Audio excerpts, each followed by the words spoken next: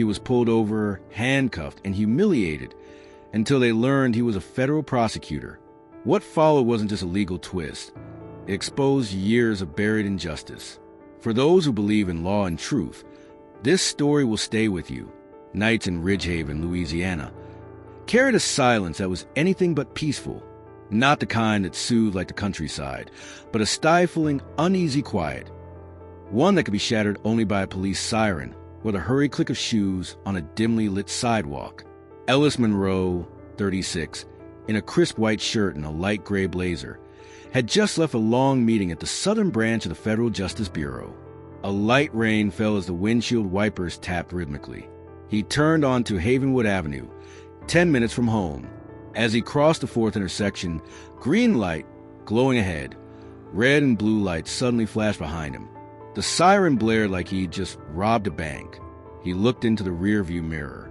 Patrol car, no ambulance, no fire truck, no other cars in sight. He flipped on his blinker and pulled over. 2 figures stepped out of the cruiser. One tall and broad-shouldered, hand resting on his holster. Ethan Calder, 39. The other shorter and stockier, eyes darting. Ray Doyle, 41. Ellis rolled down the driver's side window, hands resting calmly on the wheel. "Is there a problem, officer?" Calder didn't answer. He shone his flashlight straight into Ellis's face. "Step out of the vehicle." "I had a green light.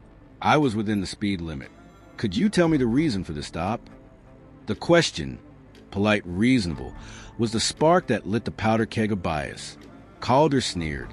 "Oh, you're smart, huh? College boy, gonna teach me the law now." "I'm just asking about my rights," Ellis replied, voice steady. "If there's no lawful reason, I'd like to call my legal representative." Doyle moved in. "Sure, call him, but call after we cuff you for resisting a lawful stop." Before Ellis could react, Calder yanked the door open. He was pulled out of the car, face pressed against the still warm hood. Cold metal, breath caught in his throat, arms twisted behind his back. Full name, Doyle Bart. Ellis Monroe. Occupation, federal prosecutor. Doyle froze for a second. Calder laughed out loud. "Right, and I'm the president." Ellis's hands clenched, but he didn't resist, didn't curse, didn't raise his voice. He knew the choreography of the scene too well, and he understood. Here, in Ridgehaven's dark silence, truth didn't come from a badge. It came from the color of your skin. Back in the car, his phone was still showing the GPS route home. But now, that road had taken a detour into a place with no signs, no warnings, and no law strong enough to hold justice steady. 3 days after the late-night arrest, Ellis Monroe entered 4th District Court. Dark circles under his eyes, back straight, shirt crisply ironed. Though handcuffed that night, though held in a holding cell for 17 hours with no formal charges, he didn't request special treatment. He chose to sit exactly where hundreds of his former clients had been placed, to witness firsthand how the system turned truth into bureaucratic indifference. Across the room, Ethan Calder and Ray Doyle sat in full uniform, honor guard badges pinned neatly. They sat upright, composed, as if they were the ones under siege. Their eyes drifted toward Ellis with the confidence of men who knew the courtroom was built to trust uniforms, not facts. On the highest bench, Judge Warren Buckley, 61, looked over his golden-rimmed glasses, a familiar face in Ridgehaven, not for fair rulings, but for his rigid devotion to keeping things stable, meaning unchanging. The local prosecutor read the charges like lines from a tired script. The defendant, Ellis Monroe, is charged with resisting law enforcement, disturbing the peace, and refusing to cooperate during a routine traffic stop. Ellis remained silent, because any reaction, a frown, a smirk, even a glance of disbelief, could be labeled hostile. He just sat there, hands clasped, eyes focused, like the first day he stepped into law. Calder was the first witness. He described Ellis as an angry man, displaying emotional instability and posing a threat to officers. Doyle claimed Ellis was obstructing traffic, clenching his fists as if ready to strike, and repeatedly issuing legal threats. "We felt threatened," Doyle said, eyes blinking rapidly. We acted solely out of concern for our safety. There was no video, no body cam, no bystanders, no independent evidence, just the word of two uniformed men. The public defender assigned to Ellis didn't challenge them. No cross-examination, no motion for independent review. Judge Buckley? He nodded along with each testimony like he was listening to a song he'd memorized long ago. And then, when it was done, he said, "We will hold Mr. Monroe in custody pending further investigation, as his noncompliance may pose a risk to public safety." Ellis was led from the courtroom, uncuffed, but under the indifferent gaze of people who had watched hundreds of trials just like this one. Except this time, the man they detained wasn't anonymous. And that detail, though no one realized it yet, would be what began to fracture the system. Not because it was attacked from the outside, but because it had just betrayed someone who once believed it was worth protecting. The next hearing resumed the following morning at 4th District Court. The air inside was thick, like the humid summer fog of Ridgehaven, especially now that the name Ellis Monroe had begun quietly circulating through Justice Department circles. Ethan Calder was first to testify that morning. He stepped up with textbook posture, back straight, tone measured, eyes locked on the judge.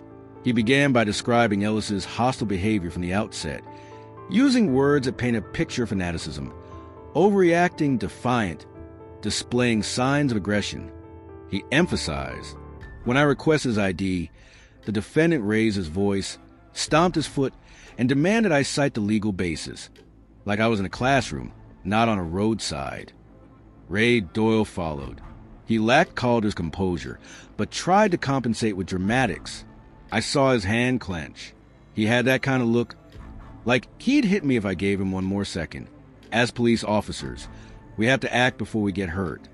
Every detail was carefully chosen, not specific enough to be refuted, but vivid enough to paint the picture of a dangerous black man, a stereotype too many people swallow without question. Ellis listened, neither bowing his head nor smirking. He looked directly at the two men fabricating the story. They avoided his gaze. The name Ellis Monroe had begun to trigger a side effect they couldn't control, the realization that their lie was being recorded by someone who doesn't forget. During the recess, something unexpected happened. Mira Langston, a 27-year-old freelance journalist, squeezed to the packed courthouse hallway. She had received an anonymous tip about the case the night before and decided to follow her journalistic instinct. She asked the guard, "Is there a federal prosecutor on trial in this hearing?" The guard hesitated for a second, then nodded. "They say he lost control." Mira raised an eyebrow. She peered through the courtroom window. Ellis was sitting there, the calmest person in the entire room. She pulled out her phone, snapped a photo, and typed a single sentence. This man was handcuffed for asking why he was pulled over, and because he's black. The first hashtag appeared on the post. Hashtag he stood alone.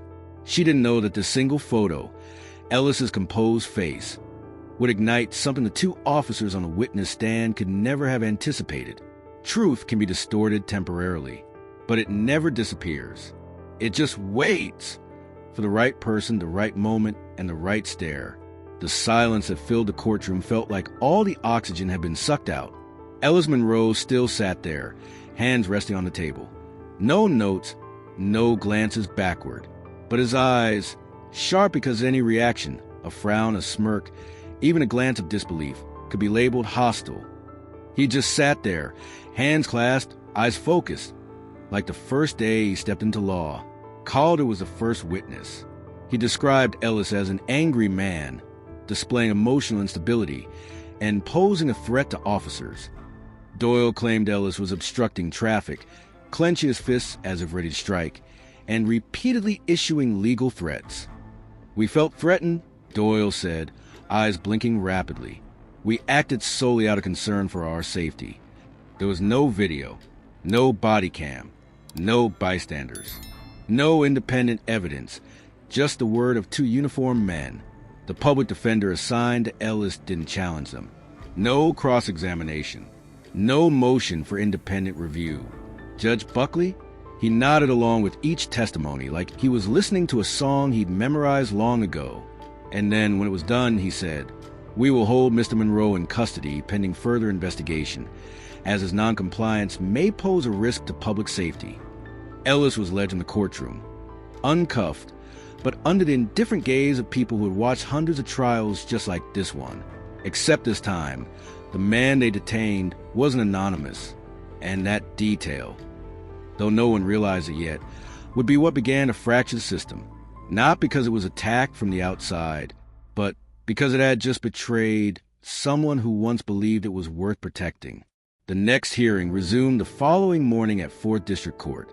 The air inside was thick, like the humid summer fog of Ridgehaven, especially now that the name Ellis Monroe had begun quietly circulating through Justice Department circles. Ethan Calder was first to testify that morning. He stepped up with textbook posture, back straight, tone measured, eyes locked on the judge.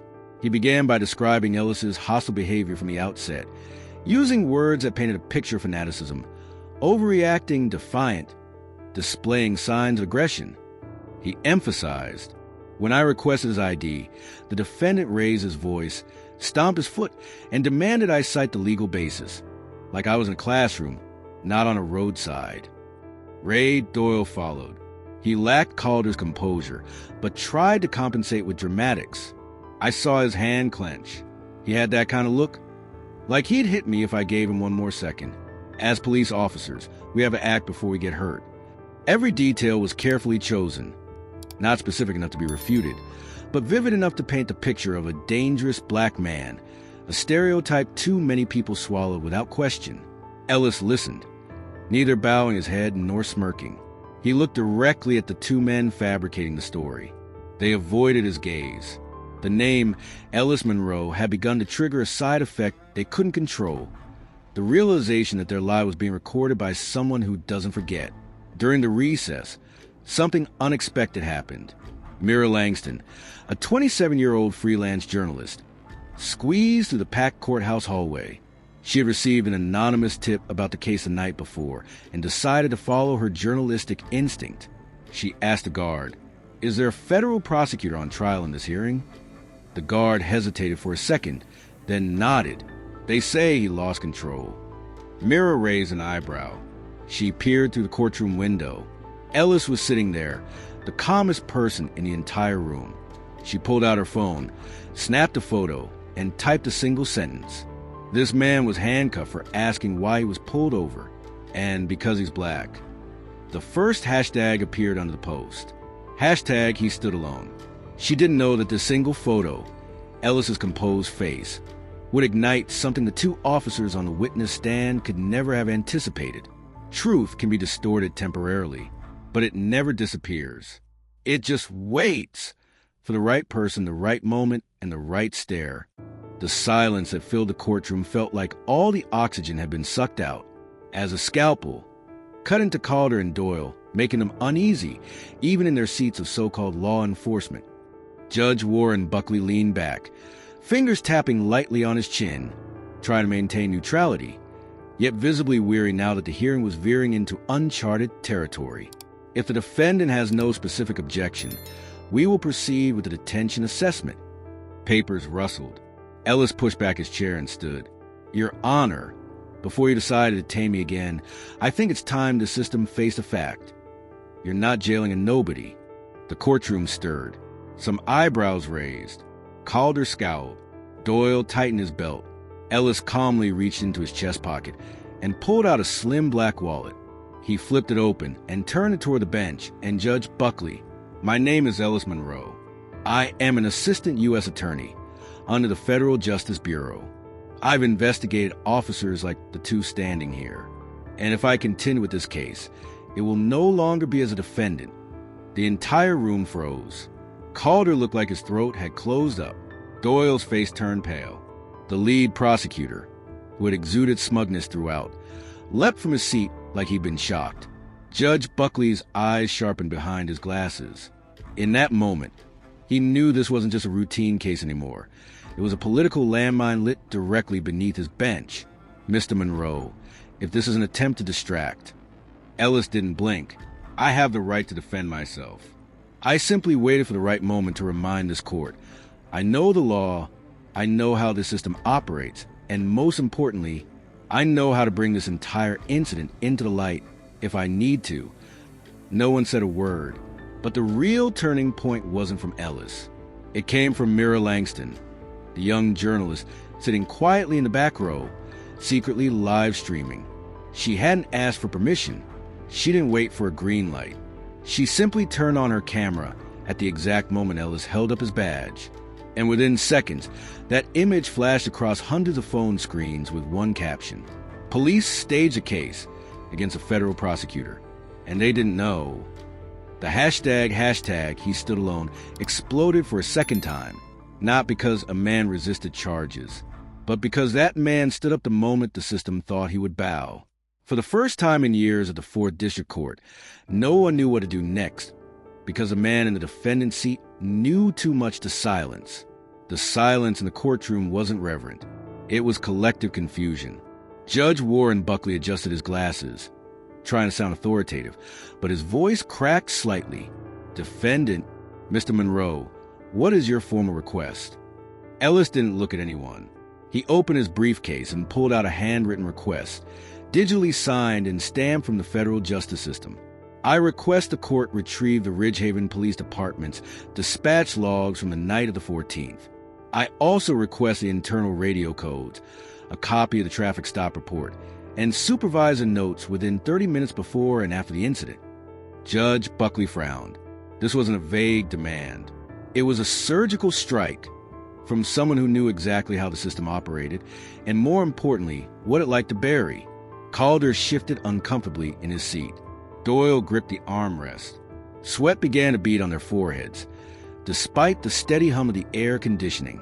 Buckley turned to the district attorney. Does the DA's office object? The prosecutor, who had earlier smirked, now looked grim. He knew. If he objected, it was an admission that there was something to hide. If he agreed, the shield protecting the police might crumble. He exhaled. We have no objection. That one sentence was like the first crack in a dam. At the back of the courtroom, Mira Langston began receiving messages. One from an anonymous source read, I used to be a dispatcher at the PD. There was a call from Calder that night, not logged into the system. It was marked non-protocol override. I have a copy. If you dare. Mira didn't reply.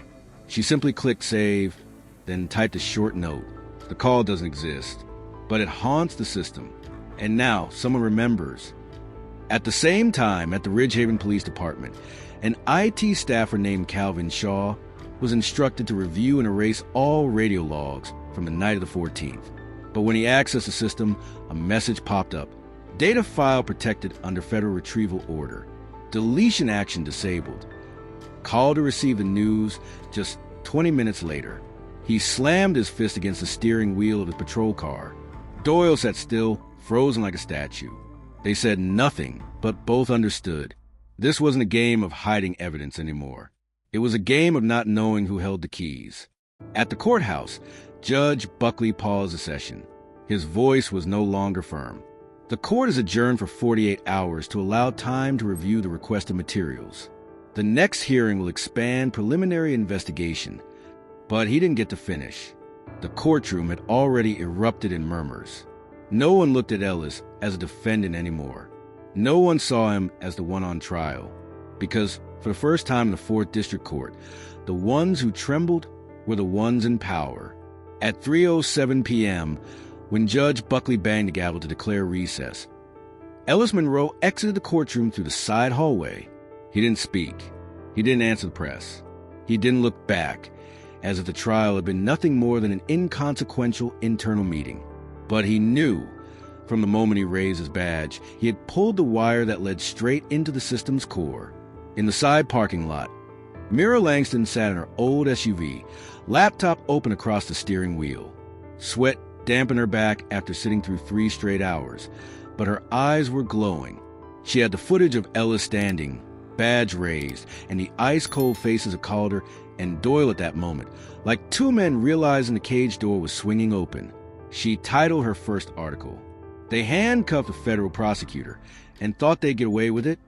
Subheading, A Routine Traffic Stop in Ridgehaven, Louisiana, just became a national reckoning. She didn't ask her editor.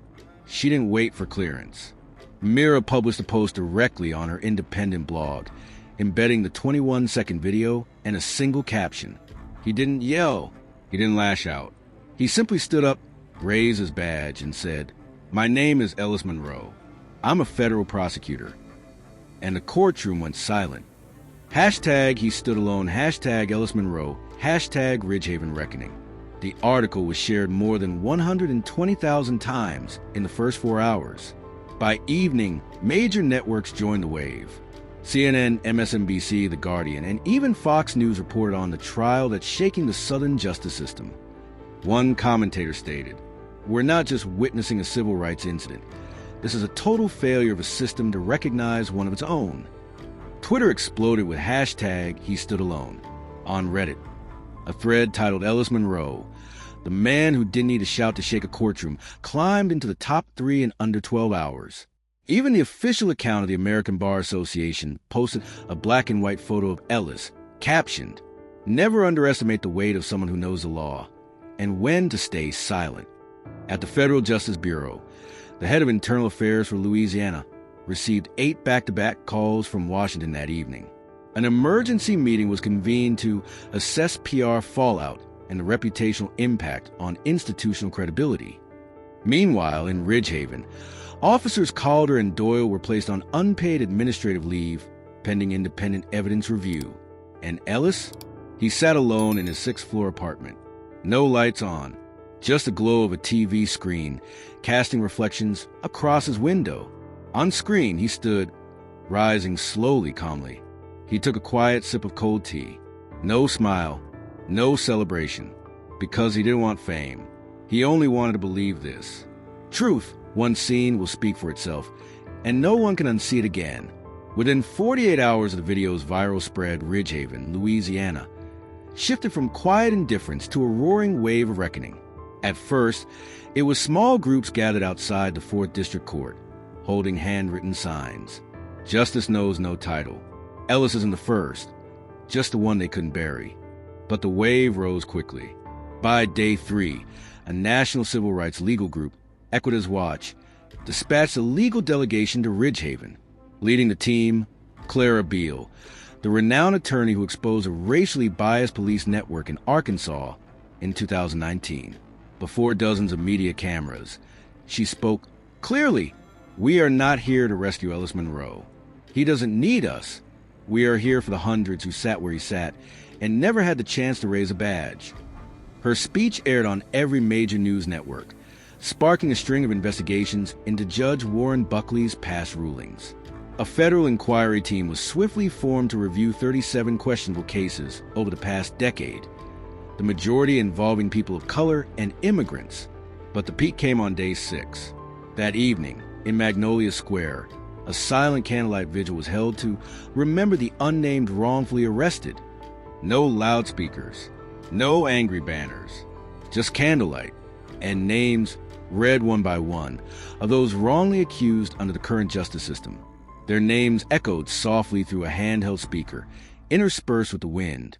A 15-year-old boy stood on the steps of the memorial, holding up a photo of his father, who lost his job and reputation after being accused of obstructing police in 2017. At that moment, Judge Warren Buckley, from the 2nd-floor window of the courthouse, watched. He didn't look away. He didn't draw the curtain. Perhaps he had never been publicly questioned about his ethics. But now he was being judged, not by law, but by the very light he'd spent a lifetime avoiding. Collective memory. Back at Ellis's small apartment, the doorbell rang. He answered and found an older woman in a sea blue blouse, her salt and pepper hair tucked neatly, holding a worn folder. She introduced herself. "I'm Nora Glass. In 1993, my son was arrested here. The case was closed for lack of evidence. I just want to give you a copy of that file. I've held on to it for 30 years. I think it's time." Ellis took the folder, silent. Nora nodded, turned, and walked away. When he opened the file, the yellowing pages revealed handwritten notes, amended reports, as if the past was stepping forward to testify for itself. This was no longer about one man. It was about a city beginning to remember what it once forgot. 7 days after the historic trial, Ridgehaven was no longer a place where injustice was tiptoed around. Now, it stood as a living symbol of exposure. And the system's biggest threat was no longer radical protesters or biased media. It was internal records. On Monday night, a Dropbox link landed in nearly every journalist's inbox across Louisiana. No sender, no message, just a subject line, the Library of the Unseen. Inside, over 200 internal documents, emails, radio logs, traffic stop records, dispatch notes, all marked confidential, all pointing to a pattern.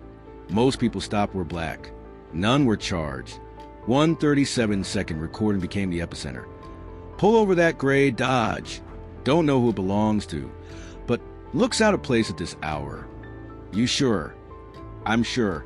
Call it situational check. Mark it dim tail light. If they're local, let them go. If not, find something. The voice? Clearly Ethan Calder. News outlets mapped a timeline. 21 arrests with no charges. All in the past year. All from the same patrol team. Same sector. Same style. Equitas Watch released a preliminary report. Clear indicators of systemic racial profiling in street patrol procedures. Not isolated. A model. More than 40 civil suits were filed in Ridgehaven District Court from people who once believed they'd never be heard. Among them, doctors, teachers, truck drivers, university students, and a 72-year-old man fined for suspicious behavior while parked outside his own home. Then came the second clip, not leaked by a journalist, not amateur footage, but security video from inside Ridgehaven PD, showing Calder and Doyle in the break room, laughing as they recalled some black guy trying to lecture me on the law. Ellis's face flickered on the screen seconds later. There was no denying it now. No more standard suspicion. No more calling this a sensitive incident. The truth was no longer something to search for. It was punching through the surface. In an emergency press briefing, the city spokesperson stood tight-lipped behind the mayor's podium. We are committed to a full investigation. All involved personnel will be reevaluated. And no one, I emphasize no one, is exempt from accountability. Back in Ellis Monroe's small apartment, the phone rang. This time, not a reporter, not a legal group. A young man, Trevor, a final year law student. I don't know what I want to ask. I almost dropped out because I thought justice was fake. But seeing you sit still that day, I think maybe something is still real. Ellis smiled gently. Sometimes what wakes people up isn't what they see. It's what they can no longer turn away from. 11 days after Ellis Monroe was pulled from his car, the 4th District Court was so packed, extra chairs lined the hall. Major networks brought full crews, treating the session like a landmark case.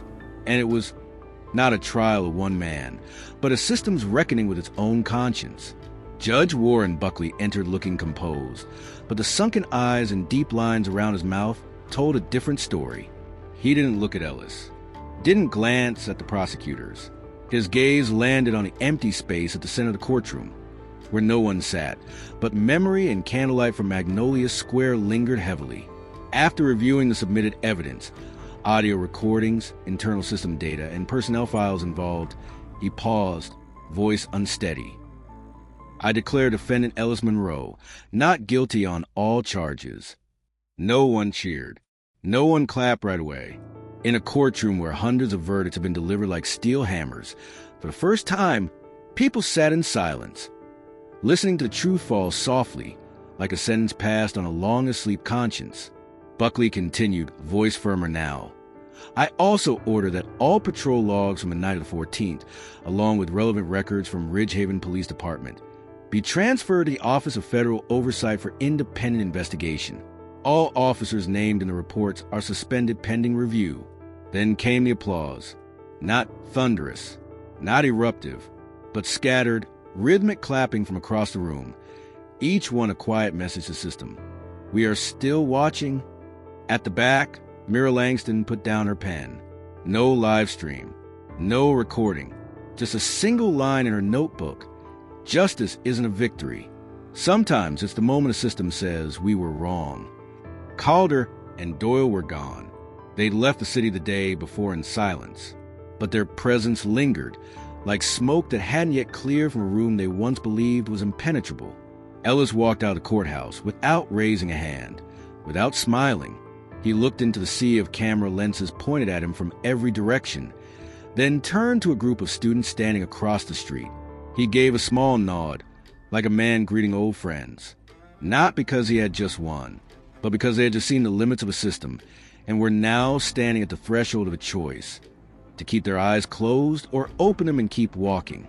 That afternoon, as Ellis Monroe left the 4th District Court, there was no sun, no rain, just a soft breeze moving through the brittle trees that lined the square outside, as if the city itself was exhaling, slowly, cautiously. After years of holding in what no one dared say out loud, there were no cheers, no victory banners. But hundreds of people stood still, eyes fixed on a black man in a white dress shirt stepping down the courthouse stairs. They didn't look at him like a victor, but like someone who had reminded them just how long they'd been silent. A reporter extended a microphone, ready to ask, "How do you feel right now?" Ellis raised a hand, not to stop them, but to ask for a moment to speak. His voice carried just enough, not loud, not overpowering, but with the way a man who had been pulled from a car misjudged and turned into a symbol he never asked to be. "I know a lot of people want to see me celebrate, but this isn't a victory. It's just a moment when the system took a step back, not a moment when it truly changed." He turned directly toward the cameras. "I was exonerated not because I was lucky, but because I had a title. I had a badge.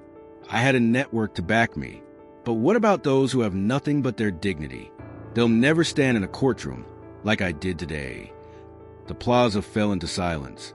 This isn't my story. This is the story of those who should have never been treated like I was, but had no camera, no live stream, no hashtag to speak their name. He paused and finished. "If this feels wrong to you, remember that feeling. Don't forget. Don't file injustice away as just another passing incident, because change doesn't come from verdicts. It comes from no longer looking away." Applause rose, not explosive, but reverent, not because he had said something grand, but because he had just taught everyone how to truly look at themselves. Ellis stepped away from the press barricade and melted into the crowd like any ordinary citizen. He didn't head toward a private car. He walked, and along both sides of the street, those who had once been unseen, those scarred by the system, stepped out to greet him. No words needed, just a glance, a nod, a hand placed over the heart. Because from that day forward, they knew they were no longer standing alone. And Ridgehaven, a city that had grown used to ignoring pain, was finally learning to listen again from a man who never had a shout to be heard,